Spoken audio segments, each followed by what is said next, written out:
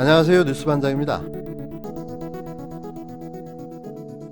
헌법재판소가 고위공직자 범죄수사처법이 헌법에 위반되지 않는다고 판단했습니다. 헌재는 28일 오후 2시 유상범 국힘당 의원 등이 공수처법이 위헌이라며 지난해 청구한 헌법소원 심판 사건에 대해 재판관 다수 의견으로 헌법에 위반되지 않는다고 결정했습니다. 유 의원과 옛미래통합당, 현 국힘당은 지난해 공수처는 헌법상 통제와 견제를 본령으로 삼는 권력 분립 원칙과 삼권 분립 원칙에 반하고 국민의 기본권과 검사의 수사권을 침해한다며 헌법소원 심판을 청구했는데요. 공수처가 입법사법 행정 어느 영역에도 속하지 않아 감시와 견제를 받지 않으므로 삼권 분립 원칙에 위배되며 헌법상 검사에게만 보장된 기소권과 영장 청구권을 침해한다는 주장이었습니다.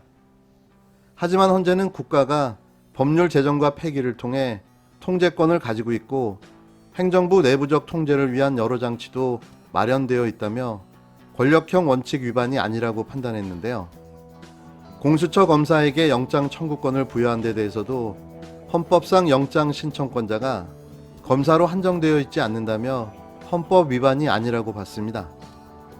헌재가 공수처법에 합헌 결정을 하면서 지난 21일 출범한 공수처는 활동을 계속할 수 있게 됐는데요. 국힘당의 발목 잡기가 지긋지긋합니다. 혹시나 위헌 결정이 나오면 어떻게 될까 가슴을 조이기도 했는데요. 상식을 가진 판사라면 이게 위헌으로 나올 수는 없는 거죠. 하지만 놀라운 건 헌법재판관 9명 중 무려 3명이 위헌이라는 의견을 낸 걸로 알려졌는데요. 이래서 사법개혁도 계속되어야 하는 거죠. 조국 전 법무부 장관 아들의 허위 인턴 증명서를 발급해준 혐의로 재판에 넘겨진 최강욱 열린민주당 대표가 1심에서 징역형의 집행유예형을 선고받았습니다. 서울중앙지법 형사 9단독 정종권 판사는 28일 업무방해 혐의로 기소된 최 대표에게 징역 8개월의 집행유예 2년을 선고했는데요. 이 형량은 국회의원직 상실형에 해당되는 중형입니다. 재판부의 인식과 판단에 매우 유감스럽습니다. 일단 재판부가 사용하는 용어 자체에서부터 그간의 검찰이 일방적으로 유포한 용어와 사실관계에 현혹되고 있었다는 인상을 지울 수가 없습니다. 즉시 항소해서 진실을 밝히기 위해서 노력하고 재판부도 인정한 것처럼 주말과 휴일에 나와서 일을 한 것, 또 체험활동을 한 것, 이것이 정말 취직을 준비하는 인턴을 전제로 한 확인서에 해당하지 않기 때문에 허위라고 볼 수밖에 없는 것인지, 그것이 상식에 부합하는 것인지 상급심의 현명한 판단을 구하겠습니다. 앞으로도 진실을 밝히고 검찰의 폭주를 견제하는 데 최선을 다하겠습니다.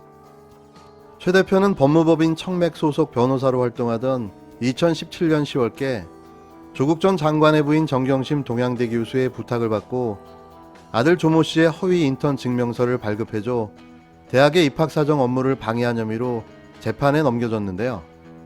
검찰은 최 대표가 2017년 1월 10일부터 같은 해 10월 11일까지 조 전 장관 아들 조 씨가 매주 2회 총 16시간 동안 문서 정리 및 영문 번역 등 업무 보조 인턴 역할을 수행했음을 확인한다는 허위 확인서에 날인한 것으로 의심했습니다.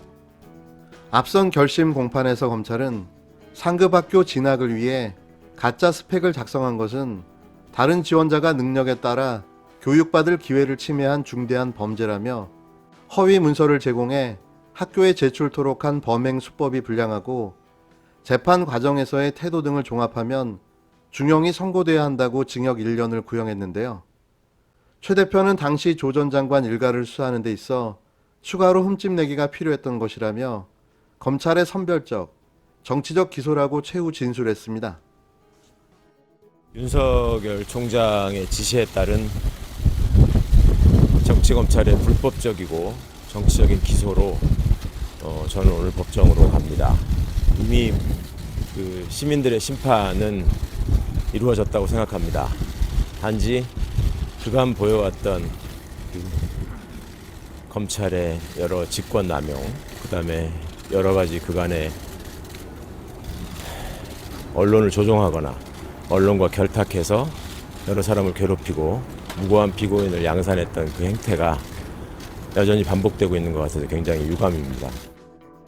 최 대표 측 변호인도 최종 변론을 통해 서울중앙지검 수사팀이 이성윤 서울중앙지검장을 배제한 채 기소한 점 등을 들어 공소제기 자체가 위법하다고 주장했는데요.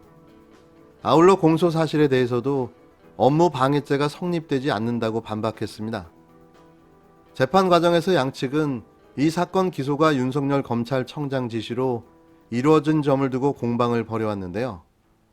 이 사건 기소 직후 법무부가 밝힌 경위에 따르면 지난해 1월 23일 당시 송경호 서울중앙지검 3차장 검사와 고영곤 반부패 2부장은 전날 윤 청장 지시가 있었다며 검찰 인사 발표 전 최 대표를 기소하겠다고 이 지검장에게 보고했습니다. 이에 이 지검장은 본인 대면 조사 없이 기소하는 건 수사 절차상 문제가 있으므로 소환 조사 후 처리하는 게 타당하다는 지시를 내렸는데요. 하지만 송 차장 검사 등은 1월 23일 오전 9시 30분께 이 지검장 결재 승인 없이 최 대표를 재판에 넘겼습니다.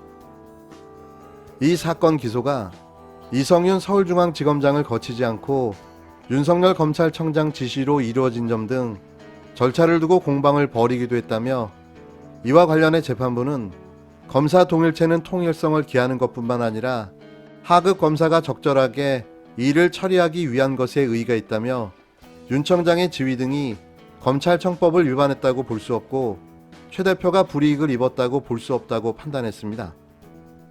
2021년 대한민국 재판정에 판사 입에서 검사 동일체라는 말이 나왔습니다. 판사가 검사 동일체를 인정한 발언인데요. 황당 그 자체였습니다. 이에 최 대표는 즉시 항고해 상고심에서 진실을 밝히겠다는 입장을 밝혔는데요.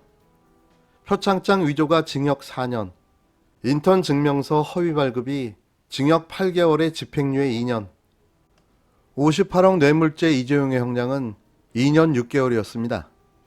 대한민국 사법부가 또 하나의 흑역사를 쓴 하루였습니다. 동료 의원과 국민에 대한 진정한 사과가 있어야 할 것입니다. 조수진 의원을 감싸지 말고 즉각 징계 조치를 취해야 합니다. 조수진 의원은 기자 시절 정치인의 막말 논란에 대해 공격을 해도 격조 있게 할 수 있는 방법은 얼마든지 있다. 천박하기 짝이 없다. 바닥을 다시금 확인했다고 비판했다. 조수진 의원의 이 비판을 토씨 하나 틀리지 않고 그대로 돌려드린다. 조수진 의원은 당사자에게 그리고 또 국민께 사과해야 됩니다. 사죄해야 됩니다. 그리고 그 자리에 마땅한 본인의 행보에 대해 책임을 지는 모습은 의원직에서 사퇴하는 것밖에 없다는 것이 많은 분들의 생각입니다. 고민정은 왕자를 낳은 후궁이라는 비유를 사용해 비판을 받았던 조수진 국힘당 의원이 결국 고개를 숙였습니다. 조 의원은 28일 페이스북을 통해 저의 비판이 애초 취지와 달리 논란이 된 점에 유감을 표한다며 고민정 의원님께 미안합니다라고 밝혔는데요. 하루 전까지만 하더라도 조 의원은 고민정 의원을 향해 어설픈 성희롱 호소인 행세를 한다며 자신의 발언에 대해 전혀 문제를 인식하지 못하는 모습을 보였습니다. 그런데 그가 왜 갑자기 태세를 전환했을까요? 더불어민주당의 강한 반발에 초선 의원으로서 정치적 부담을 느낀 것으로 보여지는데요. 민주당은 전날 역대급 막말이라며 조 의원을 국회 윤리위원회에 제소하겠다고 밝혔습니다. 당사자인 고민정 의원은 명예훼손과 모욕죄 혐의로 조 의원을 고소했는데요. 국힘당 내부에서도 조 의원을 향한 비판이 나왔죠. 국힘당 소속 김근식 서울시장 예비후보는 왕자 낳은 후궁이라는 표현은 분명히 잘못됐다. 지금이라도 사과하고 해당 글을 삭제하라고 충고했는데요. 이에 비판 여론이 거세지자 조 의원은 결국 꼬리를 내린 겁니다. 뒤늦게 사과하고 나섰지만 그 사과가 진정성 있게 느껴지지 않습니다. 그런데 어쩌죠? 이미 배는 떠났습니다. 국회 윤리위에 제소됐고 고 의원은 명예훼손과 모욕죄로 조 의원을 고발했는데요. 인생은 실전입니다. 연습이 없죠. 낙장불입, 물을 수가 없다는 이야기입니다. 말을 했으니 책임을 지시면 됩니다.